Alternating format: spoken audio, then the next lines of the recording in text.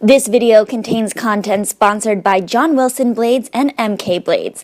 Opinions discussed in this video do not reflect the views of John Wilson or MK.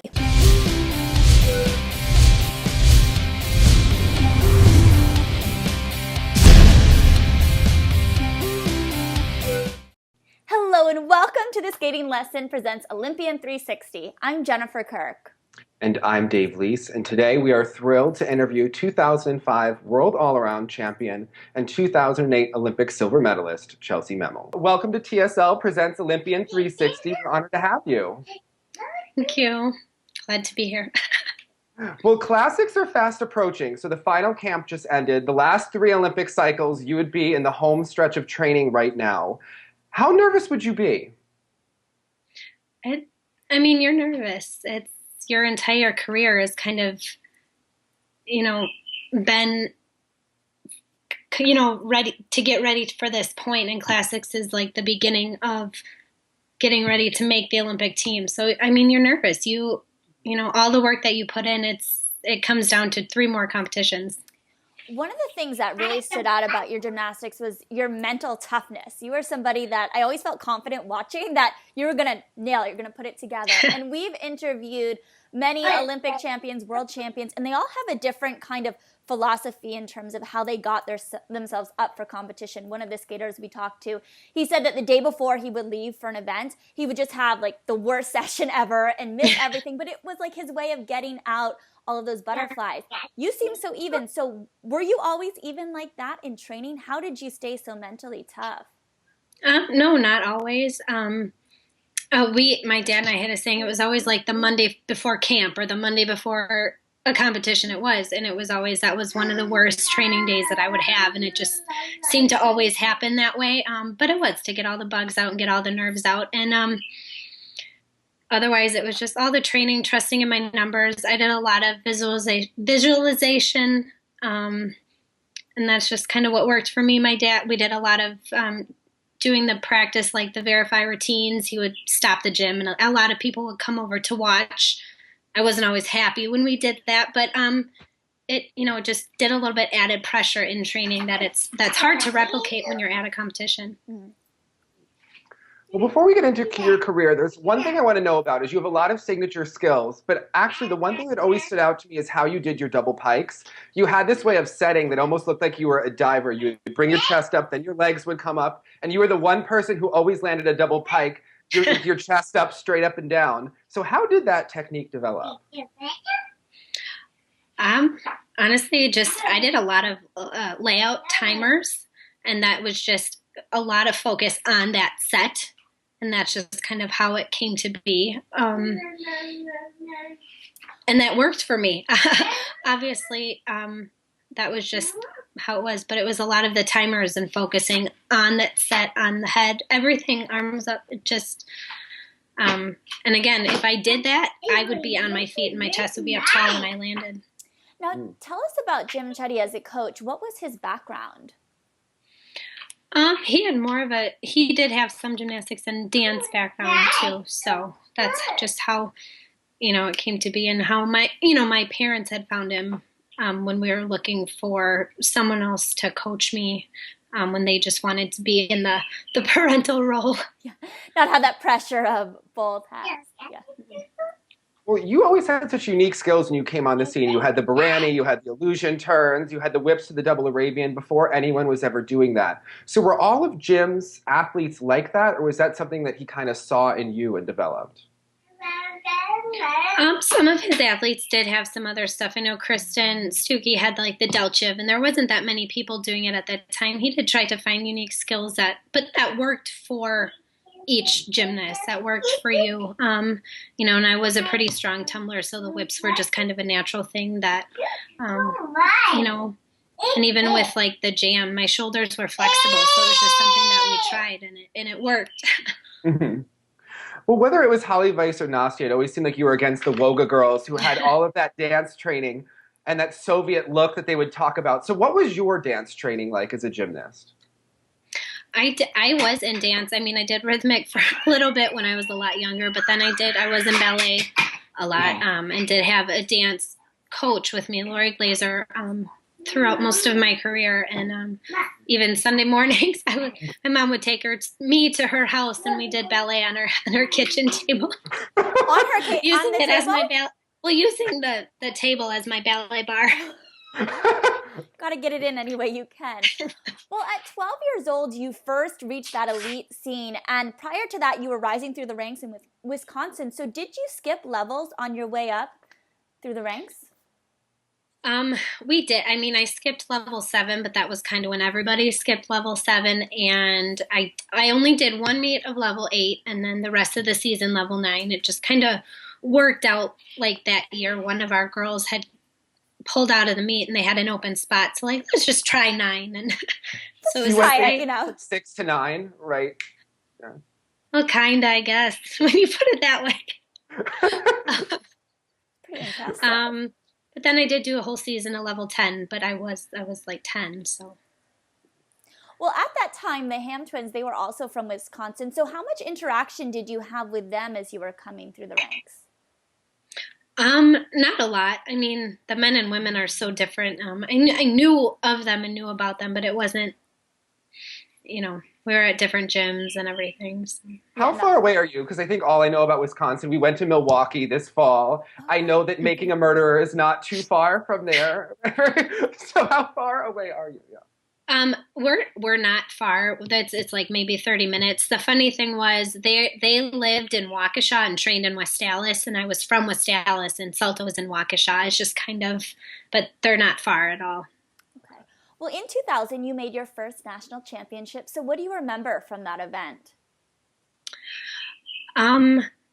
Being on the podium. That was one of the first times of competing like on a podium and in a much bigger arena. I felt like looking like there, it felt like there was a lot more girls competing. Like the number of us there was more.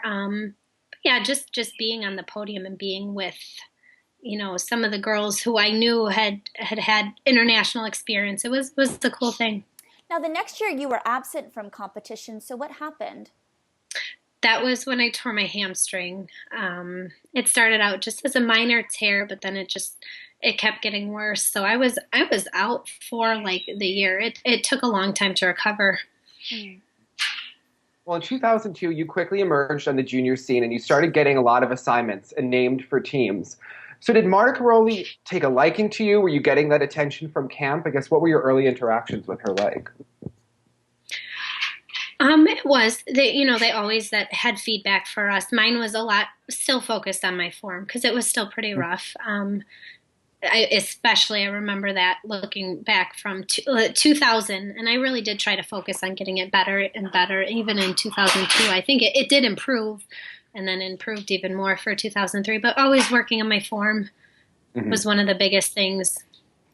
At that time, Carly Patterson and Holly Weiss, they were routinely 1-2 at different meets.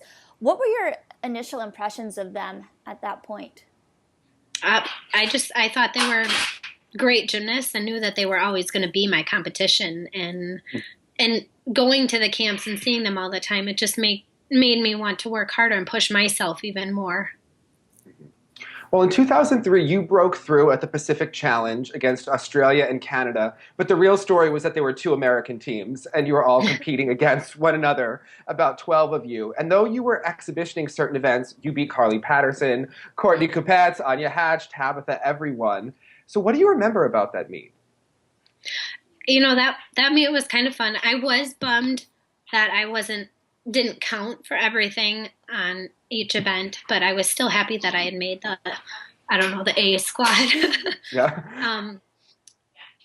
And it almost took off a little bit of pressure, though. I mean, knowing that I had to do the routines, but if something happened, it didn't count anyways. But I think the absence of that pressure kind of made me just do awesome. Well, back in that quadrennium, Marta and the media used to talk about how everything counted. Every turn, every practice, everything was going to count. And you had an injury at Nationals. And at the camp for Worlds, Carly was coming back from a broken elbow. I think Ashley Postel had a back injury. They weren't showing full routines. And you got chosen from Pan Ams instead of Worlds. How disappointing was that at the time? I mean, it was very disappointing. I was pretty devastated. And I knew, though, that I didn't have my best showing at championships. I'd fallen on floor and everything. I had a little pity party, but, was able to turn it around from just within a day or so, just from my parents and my coach just saying, hey, this is, how it happened. And, you didn't have your best performance, and we will treat Pan Am's like this is going to be your worlds. And I turned around my attitude completely and zeroed in 100% on doing the best that I could at Pan Am's. Well, you talk about that 2003 Pan Am's, and you and Nastia Liukin, you two dominated the event. You won the all-around, you won the uneven bars. How motivated were you turning that into kind of your world championship to dominate that event? Going in, what was your mindset, and take us through that meet? It was my worlds for that year. It was going to be the biggest competition that I was in. And it was, and it's almost, that is like a mini Olympics. And some of us didn't really even know that, because you get to go through processing. You get a lot of the gear for that meet, it's a really fun thing. And I wanted to prove a lot to myself that I could compete much better than I had at championships, and to, show too that I could have a chance of making the Olympic team, even though I didn't make the world team because of doing well at Pan Am's. That's kind of where my motivation was coming from. Well, Sam Sheehan was initially supposed to be the second alternate to Worlds. She pulled out with a broken toe. How did you find out that you would be going to the World Championships? They called and talked. I don't know if they had talked to Gary Warren right away in Santo Domingo, because we were still down there. So I found out it wasn't, maybe it was after like all around finals, because I knew we still had a couple event final days left, and they originally wanted me to fly and miss the event finals and fly to the ranch, and everyone's like, you gotta let her finish what she started. So it was a phone call, and they told me when we were down there, and I was like, well, I would like to finish this competition first. But so that was nice. I was able to finish and get a couple more medals, and then fly to the ranch. How do you pack for those meets, knowing that when you go to the ranch, it's a selection? You could be gone for 4 days. You could be gone for 4 weeks. Do you go in with that, like you're optimistic about it? You're packing everything, or? You do. You have to be optimistic when you pack, because if you are chosen and don't have everything, it's kind of like, oh, well. But yeah, it's a lot. It's a lot to pack. At least sometimes at the ranch, we get to do a little bit of laundry before we go, or we'll bring down some of our own stuff and not national team gear, and then send it home before we go. Mm-hmm. Well, Ashley Postel came down with the flu, and Marta chose you to compete. You were, I guess, the second alternate, and Taryn Humphrey was the first, and you got chosen. And then Taryn obviously replaced Anya eventually. But how surprised were you to be chosen? How does that decision get made? And is that awkward when you're both alternates? And it was. I was very surprised, and all I was focused on doing was doing my training, putting in the work. And it's always hard to be in the alternate position. Because it's just always like in a limbo, like you never know what's going to happen, but you never would ever wish anything bad on any of your teammates, because you just don't. But it was kind of weird, but the decision is completely out of our hands. The gymnasts aren't the ones who make the decision. It's the coaches, and Marta as a team decide who they think is going to best fit that role in the open spot. So, but yeah. Are those decisions done diplomatically? Do they pull you aside, or does everyone find out at the same time? Yeah, do they post a piece of paper? I don't know how it works. Post a piece of paper. I was gonna say, or in high school, it's like who got picked for the musical, who got what? How does it work? Tell us everything. Well, the coaches decide, and then I'm pretty sure it was JC who came and told me, and then Marta probably then told us in lineup. Yeah. That lineup scares me. Just say it. I would be shaking, trying to keep my legs still. Yeah. It can be intimidating, especially if you haven't had the best workout. It's kind of like, don't look at me. There's no place to hide. Do you still look at those photos when they post always the lineup shot at the ranch? Does it give your stomach a little bit of a tumble? Not so much, but it still does. When physically at the ranch. Like I was just there judging the American Classic, and I just walk in and I'm kind of like, oh yeah, I don't have to show anything. Well, yeah, your mind goes back to like, how was my last workout? How do I feel? Like, am I in good shape? And then you're like, what does it matter now? Yeah. I'm right there with you, honey. Well, competing at Worlds the first day, you had a great meet. Much of the team actually really struggled, and this was an event that the U.S. was expected to win by this point. They had dominated the previous Worlds, which were individual. Courtney Kupets and Tasha struggled on floor. Carly broke her arm again on her beam dismount. So what do you remember about your first taste of world competition? I think you were second in the world, and everyone else in the U.S. was nowhere close. So what was that like? It was amazing. It was such a fun competition to be in. Again, being on the podium and then being in Anaheim with all of our supporters, you know, all the U.S. supporters at a Worlds it was crazy. It was very, I don't know, looking back, it's different now than being there. I still remember the comment that I think it was that Bart made. Someone needs to tell her she's at World Championships. And it's kind of funny because how everything happened so fast from being at Pan Am's, going to Worlds, finding out you're competing, and then just competing. There wasn't a lot of time for me to stop and think and take in the reality of everything. So it was just like, okay. I just have to keep doing my job and keep training. And I was completely prepared because having just done Pan Am's, I was ready to do whatever they needed me to do. But it's funny because like I didn't have time to stop and think. But was there a moment after the event where you looked back and said, "Oh my gosh, look at what I just did"? Sorry, Oh. Okay, I didn't hear anything. I was going to say that's probably a good thing. But was there a moment after the event where you were able to look back and think, "Oh my gosh, what just happened"? Did you have that like sit down moment maybe on the plane home? It was totally after, like, wow, you know, we just competed at Worlds with, you know, and so many things that had happened to each girl on the team, but we still were able to pull together and win the gold. It was finally like, that was an amazing thing that we just did. Well, you talk about winning the gold. Now, what did Marta say to you guys between the prelims and the finals? Did she have any sort of words of wisdom? It just, you know, you can't focus on what had happened. That what had happened, and, you know, it was only prelims. We still were in the finals, and that day doesn't matter anymore because it's new life, and it's just focusing on, you know, what we know that we can do. Well, during the finals, you nailed all 4 events. Take us through that day in particular. How were you able to stay focused? And looking back, what are some of your memories? You know, so one of the memories, even just walking into the arena, and again, there was so much support for us because it was in the U.S. and just being there, you know, Tasha kind of led the huddle in the beginning, just going out, again, just believing in yourselves, knowing what we can do. We're doing this too for the girls who can't be here right now.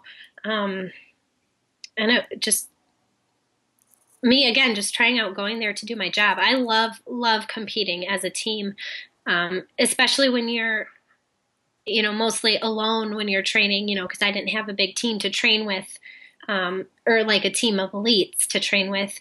And I think I competed the best when we were competing for a team because I knew it wasn't just for myself. And that was always a mindset that I had going in. It's like, you're not just doing this for you, you're doing this for the whole team. Well, after 2 great all-around meets at Worlds and a stellar performance at Pan Am's, you were 8th in the all-around at Worlds. Do you think you were just getting tired at that point of all of the training and the competition? I do. I mean, I do think so. I know that's why, you know, we normally don't have people do both. You never have people do 2 of those big competitions in a row. And I was getting tired. And I don't know how true this is, but I thought that I had heard too that so many people were so surprised at how well I did. They kind of looked back and reanalyzed some of my routines before all-around final. Okay. but I can't say that for sure, but that's what I've heard numerous times. But yeah, and I was getting tired. I went through all of Pan Am's. I don't know, that's like 5 days of competition, going to the training camp, and then how many days of training that we had in Anaheim, and then 2 more full days of competition. It's a lot. Yeah. Your nervous system can only take so much too before it just needs a moment. You finished that Worlds. You tied Holly Weiss for gold on an even bars. You obviously were in balanced beam finals. Now, there was a lot of hype on Carly because she had always been kind of thought to be the Olympic champion hope, but you had a lot of great meets as well. So were you looking at, hey, I was second all around in prelims. Were you aiming for Olympic gold at that point? Not necessarily. I was aiming to make the Olympic team. That was my goal. And especially after doing so well at each of those 2 competitions, it was like, this can be real.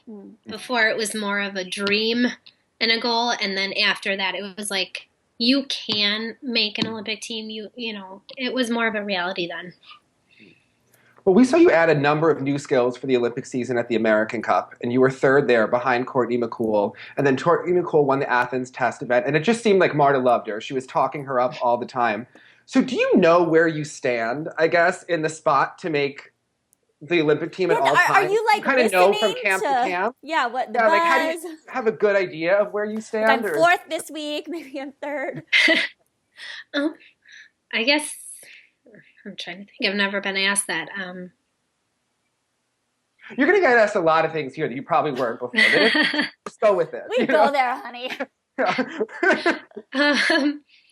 I mean, you know, you are told when you're not performing up to your best, you know, what they know that you can do, or this or that, but there's constant feedback. That may not work for you. Try this or this, and it, you know, it's a pretty deep field. I was going to say, do they pit you against somebody else? I mean, is there ever like, so-and-so is doing this really well? Or is it just centered on what you're doing? I mean, during the verification, like if there is a verification camp, there is a ranking of all around. You do your skill, or you do your routines. The judges, you know, score everything. So there is always a ranking if there's a verification camp.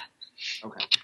Well, talking about camp that April, you broke your foot at the ranch. What, I mean, at that time, many people were getting injured. So why do you think that is, that people were getting injured, and what happened with you specifically? Like at the ranch, all of those. It's hard to say. And sometimes it's just, you are kind of used to the surroundings and the equipment there, but it's still not your home gym. It's always something a little bit different.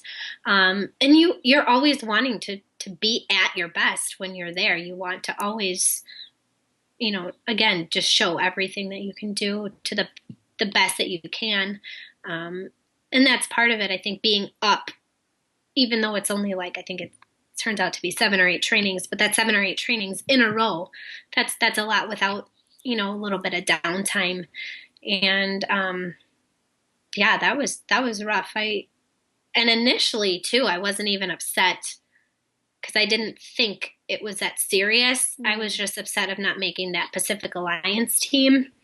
But then when we got home and found out then the severity of it, then I was like, oh, this is really going to not what make I want it hard. Right now. Yeah. Well, you missed nationals and trials that year. You petitioned directly to the camp.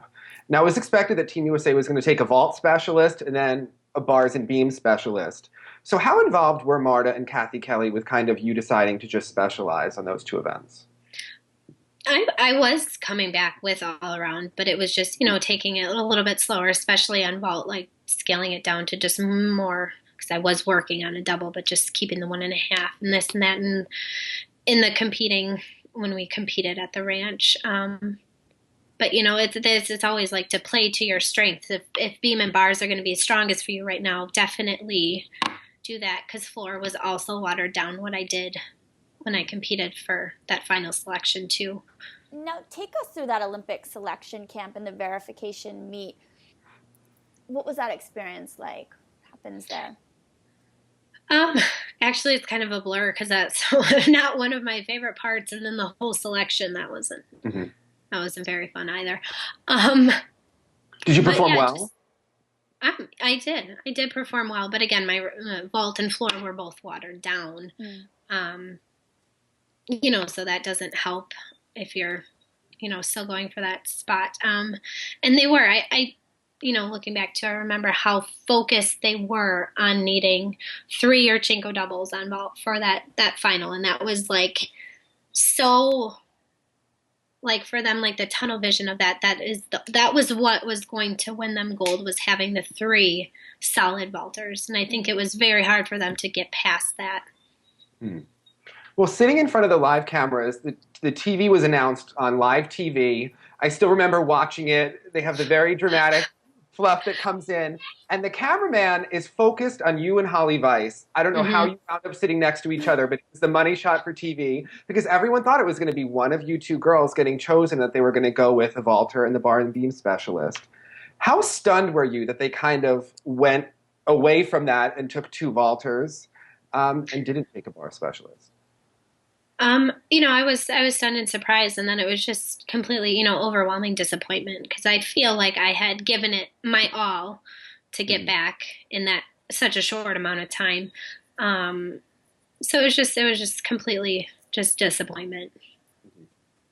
It seemed Holly looked extremely disappointed. You actually looked more ticked at the moment on TV. I know the exact face that you're talking about, because I was ticked. It was. I would be too. Respect, honey. Like, you're a human. Yeah. Let those emotions show. Get the same benefit of the doubt as other people because you had a Yurchenko double at certain points that you would be back by the camp. Did you ever feel like they kind of didn't give you that same benefit of the doubt because you had proven yourself a number of times? I had proven myself, and it was, and again, it's just funny because someone had made the comment, you might have just needed a few more days, and then you might have made the team. I was like, well, don't tell me that. Yeah, like that's not going to make me feel better. If you knew I might have only needed a few more days, then you could have put me on the team. And again, it's neither here nor there because that didn't happen, but a comment like that doesn't make you feel good. No. Well, when the team arrived in Athens, there were rumored to be some injuries. We had Courtney Kupets had a hip injury, didn't have a 10.0 start value on floor. Courtney McCool had a wrist issue. So how aware of these issues were you? We knew. Okay. I mean, we knew it's hard to keep things quiet from everybody when you're over there. Yeah, we knew.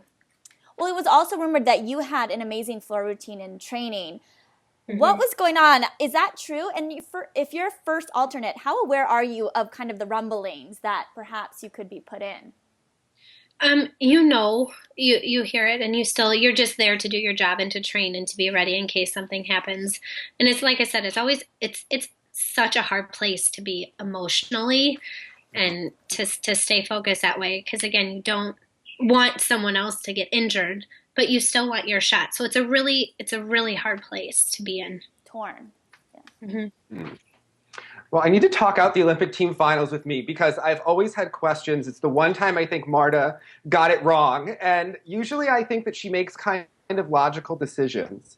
Now, Courtney McCool had a couple of errors in prelims, and Marta chose not to use her at all in finals. And since then in prelims, people have fallen and been put up again on bars in the finals. And she chose not to use her at all and to put Carly up for bars when Carly had missed the routine so many times that year. So why do you feel like McCool was treated almost like a mental case, that they just kind of got rid of her after prelims? Probably just how she was training. And, if you can't show it in training, Marta doesn't always want to put you up there. And that, I don't know, but I'm going to go back on training. If she wasn't hitting it in trainings, and they usually in training have like the designated routines. This is a routine that counts. You've done your 2 warm-up routines. The 3rd routine is a routine. And if they're not hitting those, consistently in training, she's not going to trust you to do it in the meet.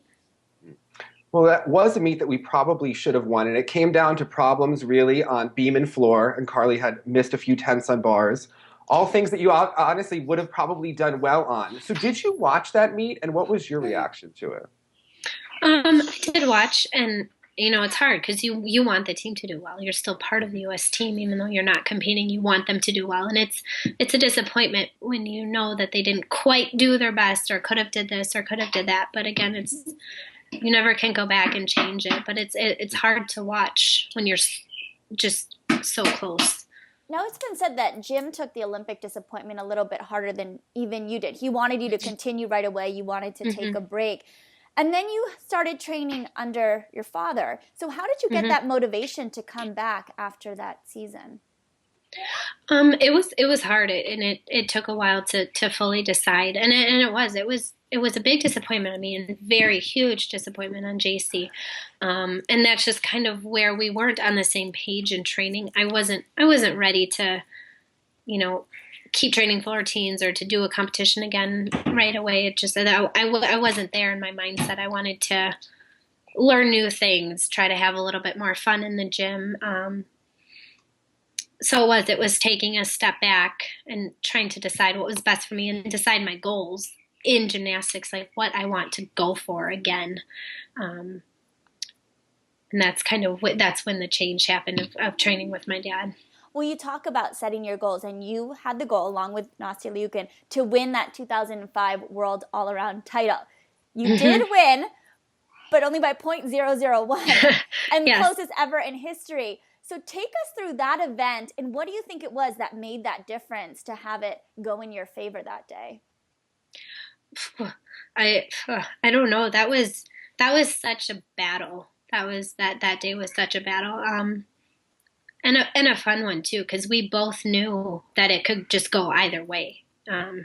Just depending on, and that's not even a total point. And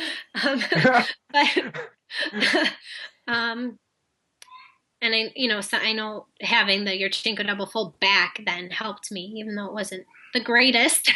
Well, it was never my favorite or my strongest, but having that a little bit higher start value on vault that day definitely helped. And beep and bars were pretty close, and then a lot of it came down to floor routine, and that was one of the best floor routines that I had ever done, and one of the hardest. The media really loved Nastia's story, the training under her father and mother's success in the sport, the Soviet kind of look that she had. Did you ever feel like you were treated a bit like an outsider in comparison? I don't know. It didn't bother me. If anything, it gives you more motivation when people just don't really take a second look at you sometimes, or like, oh, she's powerful or whatever. It's fine. It doesn't bother me. Use it in your face. Yeah. Yeah. I guess there were a lot of stories at that time that it was really intense between the two of you, but also you're both being coached by your dad. So it's almost like family battles against one another. Yeah. And at event finals, you looked pissed, Chellsie, when you were sitting down there, when you're waiting for scores to come up. So how real was that competitive rivalry at that time? It's super real. I mean, when two people have such the same goal of wanting to be on top of the podium, and again, knowing that it could go either way on any given routine, really. You both hit all the time. Yeah. Yeah. But, it's hard not to get disappointed when you don't quite get the goal that you set out to do. But then it's funny to be able to show your emotions that way. But then you can't be totally disappointed as much because you know that she just did something great too. Mm-hmm. Well, that next year, the open-ended scoring system was introduced. The two of you tied again at Pacific Alliance. And then she first went down at an injury for Worlds, because originally it looked like it was going to be a showdown between the two of you again. And then you hurt your arm on bars during the team final, but you grit out that event and two more to win the team silver. Yet the Team USA really could have won the gold going into that meet. So after everything that happened, how disappointing was it to lose to China, I guess, for the national team and the staff? Oh, it was so disappointing because we knew, again, we needed to hit, but we knew we could have won the gold. And, there was a fall on vault and I fell on bars, and that was just, it was so upsetting. And I missed the Hindorf in touch. And I'm like, all right, I got to adjust, obviously. And I didn't adjust enough. and then hurt my shoulder on the bail. But it's super disappointing. And to know, too, that you did have mistakes, but mistakes that didn't need to be made. Well, in 2007, you came back from your shoulder surgery and you actually showed floor at nationals. And I watched you beyond the routine. And what's funny is that you can hear your mom in the background when your dad's being interviewed saying that originally they had talked about you going to Worlds for beam and floor. So I guess what is the story of that time? Were you expecting to make the world team? Had they talked to you about coming back? I guess what was that process like? Yeah, I definitely had hoped to make the world team, and just for those two events, definitely not bars. It was not even near being ready.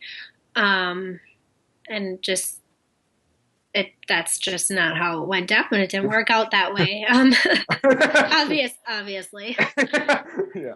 Well, that winter leading up to the 2008 season, we didn't see you at camps. Why was that? It's just still trying to train and do the best that I could. And the training center is getting better, but they don't have all the tools for rehab that we do at home. And when you're still really rehabbing, I was rehabbing an ankle and my shoulder. It was just, you need all the tools that you can, and missing 5 days of solid rehab isn't in the best interest. Well, that summer, you shocked everyone by coming on in the best shape of your life at nationals. I don't think people were shocked that you were in contention to make the team, but you looked really better than ever. So what were your individual goals for that summer? Making the Olympic team. That was just the biggest thing. And, and giving myself the best shot to do it by getting in great shape, cleaning up all my skills, adding difficulty. It was just, and having done the process already in 2004, I know how hard it is and knew what it was going to take. So I just tried to put my all into it. Well, that year, only 2 girls were named to the Olympic team at trials. And I was at those trials. And it was pretty obvious who the Olympic team was going to be, I would say, through the 5th spot.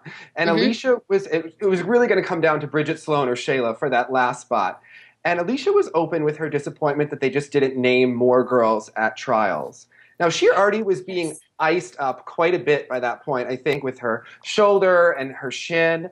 And given that you and Alicia were both 20 years old, Nastia was 19, your bodies had already been through a lot. So do you think it was a mistake not to name the team then and to keep going through all those hard landings for more weeks?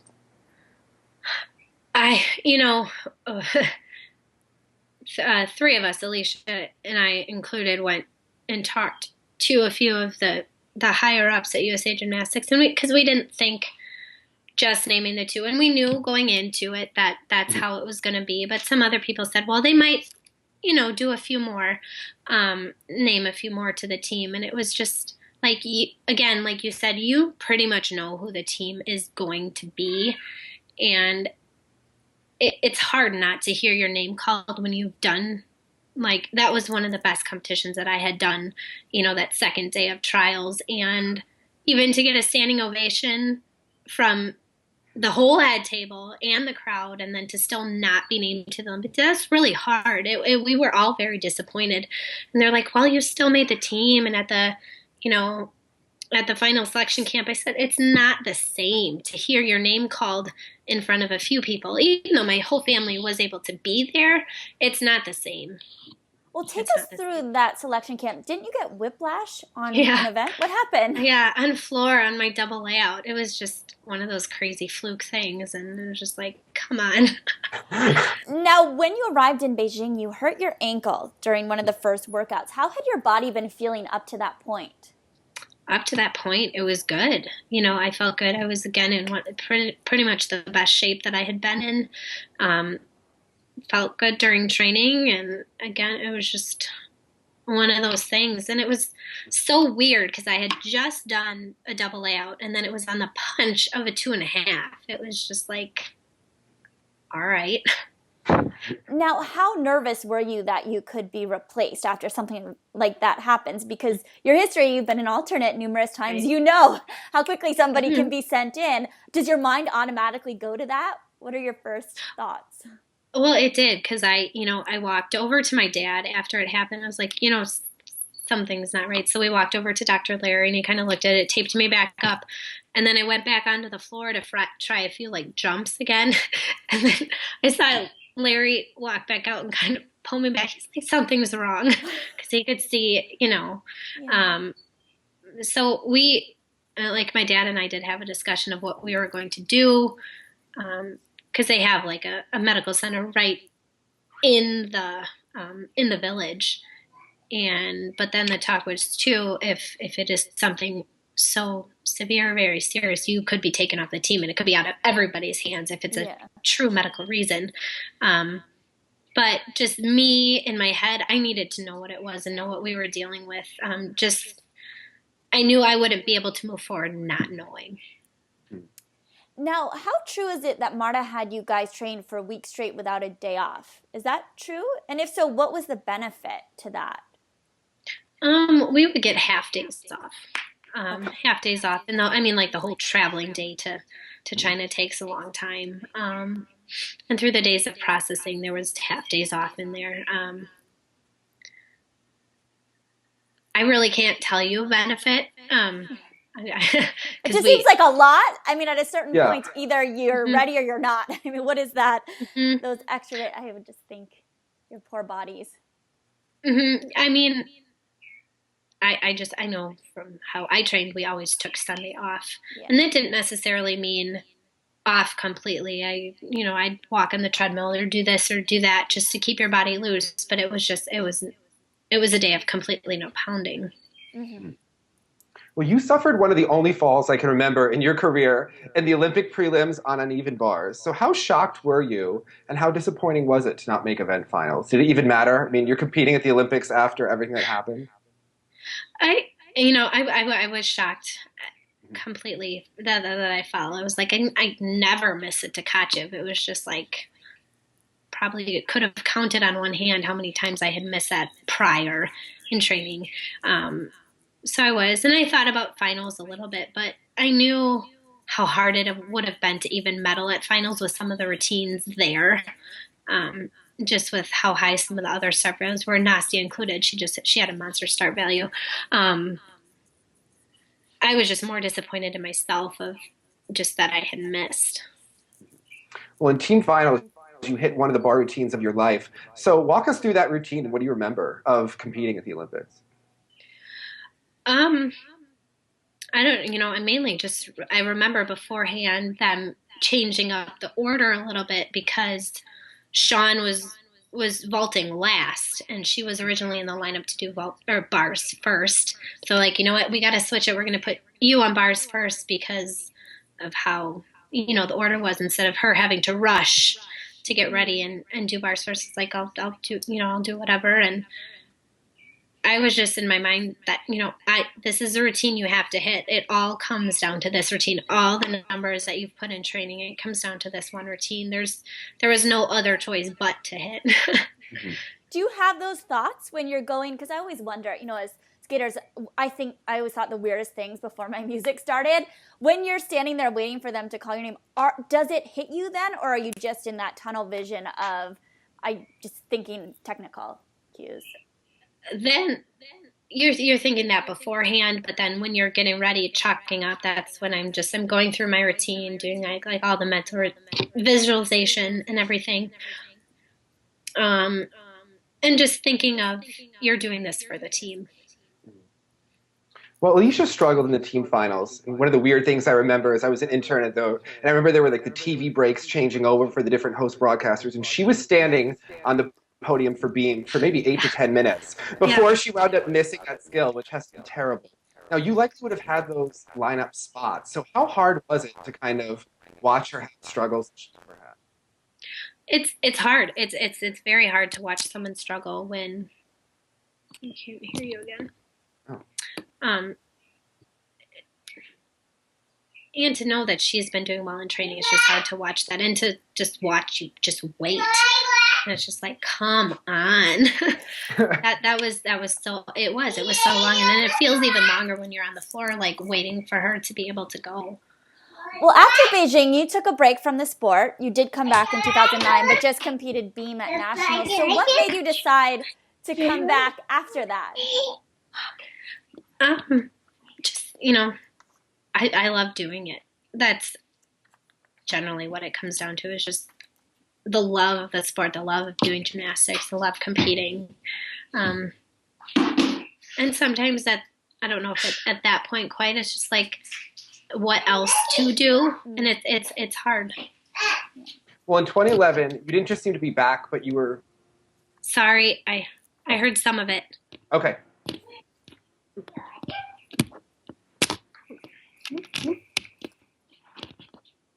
Okay. Maybe try again. I'm sorry. Okay, yeah, okay. So in 2011, you seem to be back in the best shape of your life at national championships until you injured yourself on the last event. So how bad was that injury? Tore my biceps tendon, kind of tore it laterally. So I've never really torn my bicep tendon. Yeah, what does that feel like? What's that like, Chellsie? You know, I know they've torn a lot of things, so, you know, thank them for us, you know. It wasn't like, I remember doing up and starting my giant full, and it was just like, at first I just thought I was just misstepped or something, but then I realized it was my shoulder. When I tried again, it just like, it wouldn't do what I wanted it to do. So then my dad just like, let's just salute, and that's what happened. It wasn't nearly as painful though for me as it was, hey buddy, my tearing the labrum and the rotator cuff, but it was still painful enough and severe enough to have surgery to fix it. So after that surgery, what was your strategy heading into 2012? Just try to get back and get strong enough to be able to do bars. And I knew bars was going to be one of the things that they needed again, and that's what was going to be the hardest to come back on. I guess, where were you in your bars training at that point of classics? Classics, I was doing... I was almost out of floor routine. I think I was going to compete starting just doing the kip cash shapash and skipping the Hindorf pack to begin with. And I could do the Hindorf pack. It was just more just for length and fatigue to my shoulder. Well, at classics, you had a rough beam routine that was, I think, one of the only missed routines of your career, and you didn't earn the 14 that was said to be needed to qualify for nationals. Now, you had proven yourself, I think, dozens of times. We've gone through pages and pages of your career here. And it was said that Kathy and Marta pulled you aside to let you know. So what was their demeanor like when they kind of deal you one of the blows of your career? I mean, you could see that, like, almost like the sadness in their eyes, but it still didn't change anything to me. Yeah, you know. Do you say anything at that point, or are you just like stunned? I was stunned. Obviously, I knew I didn't do my job on the beam. Obviously, there's no like way around it or denying the fact. But it was still like I'd put in all. They'd seen me in training do that. They'd seen me make a very nice floor routine the day before. It was hard. I guess many girls can attain the qualifying score at camp. So do you think that, not being at the camps to rehab, a number of times kind of hurt you by not going there every month? It could have. But again, that was the decision that was best for us at the time because you need to rehab properly. Mm-hmm. Well, Chellsie, you've since moved on. We hear a little one running around. So you're a mother, you got married, you work as a judge. So take us into your life right now. What's an average day like in your life now that you're not competing?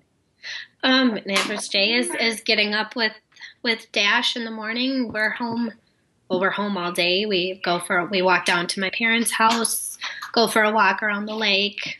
I try to clean the house. It's hard with kids.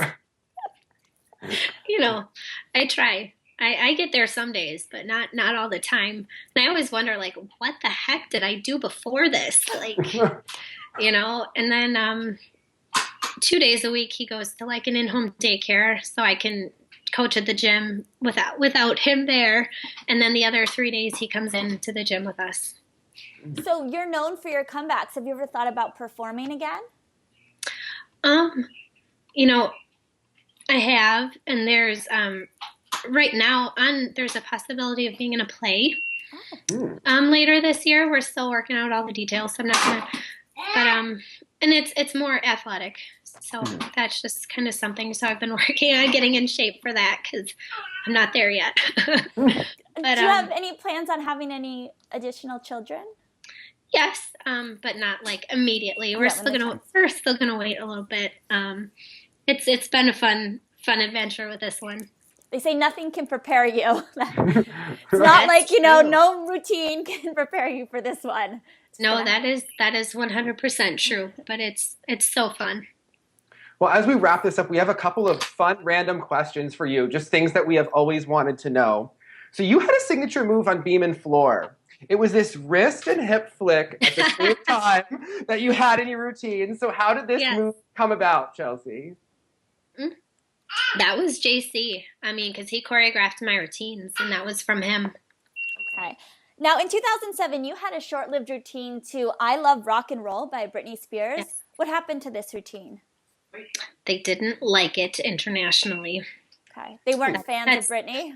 It wasn't what they were looking for. So I only get it compete it like once or twice. It didn't have the reception, but I understand. I understand you have to play to what's going to please everybody. Yes. Well, you had many tough competitors on the national team. So who got under your skin and drove you the most in training? Who drove me the most? Probably Nastia, just because we were, always so close and always were, 1-2, and we'd been back and just been training, like at the training camps and going against each other just pretty much the longest. So, history. And it's funny because her style is so different than mine, but it still always made push myself to be better. Those are good. Now, Marta is known for her sayings. And when we interviewed Tabitha Yim, she said that she liked Martha saying, "It is what it is." So do you have a favorite Marta saying? I mean, when you said that, "it is what it is," just like went through my head because that is what she says a lot. And there's a plaque of that in her office at the ranch. Oh, really? Yeah. So I don't remember who, but someone from the national team got it for her. So it's just kind of funny. Well, for years, Team USA was forced to wear bright pink at every competition. So was this Nastia's fault? I don't know if it was directly or indirectly her fault, but she was a fan of pink, and she looks great in pink. It was bright pink. Now, we see many gymnasts on Ninja Warrior. We know you're very competitive. So if you could do any other sport, what would it be? Any others? Oh, gosh. I'm not really good at anything else like that. Would you do Ninja Warrior? I've considered it, and I would need a little bit more time to train because that is like, they did call this year. I'm not ready because it's so much upper body, and it just makes me nervous with my shoulder. But if I know John Horton was able to do it, and he's come back from shoulder stuff now, so maybe I'll have to call him for some tips. Well, we will look for you on that show. We would love to watch you there. Good luck with the play and with everything else, and thank you for coming on Olympian 360, Chellsie. We really appreciate it.